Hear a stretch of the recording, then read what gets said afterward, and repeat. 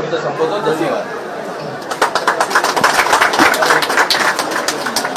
सर्वांना उत्सुकता उद्याची आहे, पण उद्याची वाट बघताना आज सुद्धा तेवढाच महत्वाचा असतो.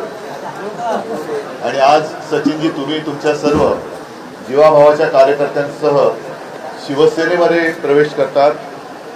तुमचं मी स्वागत करतो.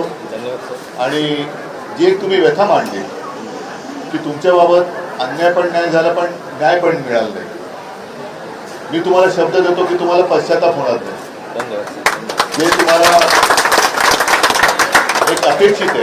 कारण शेवटी काय असतं की न्याय म्हणजे तरी काय, की केवळ व्यक्तिगत काही मिळालं तर तेवढा पुरता न्याय नाही, तर माझा उपयोग हा मी माझ्या जनतेला काय करून देऊ शकलो आणि तो देऊ शकलो ह्याचं समाधान हा एक मोठा न्याय असतो. आणि तशी संधी मी तुम्हाला नक्की देईन. उद्याची आपण सर्व वाट बघतो आहोत. एकच जरा थोडीशी रोखरोख म्हणण्यापेक्षा काल जो बॉम्ब फुटला तो 4 दिवस आधी फुटला असता तर त्याचा स्फोट मोठा झाला असता.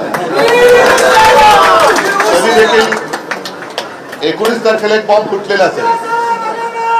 आणि हा नोटांचा बॉम्ब जो काही नोटांचा बॉम्ब जो काही वसई विदर्भला फुटला तो सुद्धा लोकांनी पाहिलेला आहे. कालचा बॉम्ब फुटलाय त्याने तर संपूर्ण देश नव्हे तर जग हादरलं की एवढ्या मोठ्या प्रमाणावरती हा घोटाळा कसा काय होऊ शकतो. आता या घोटाळ्याबाजांचं काय करणार हा प्रश्न केंद्र सरकारला विचारला पाहिजे. असो, त्याच्यावरती मी नंतर बोलायचं तेव्हा बोलेन. पण तूर्त मी सचिनजी तुम्हाला आणि तुमच्या सर्व सहकार्यांना एक वचन देतो की परत एकदा सांगतो की तुम्हाला पश्चाताप होणार नाही. तुम्ही आता शिवबंधन बांधलेलं आहात. तुमच्या मनात जे काही करण्याचं आहे ते करायला पूर्ण संधी दिल्याशिवाय मी राहणार नाही.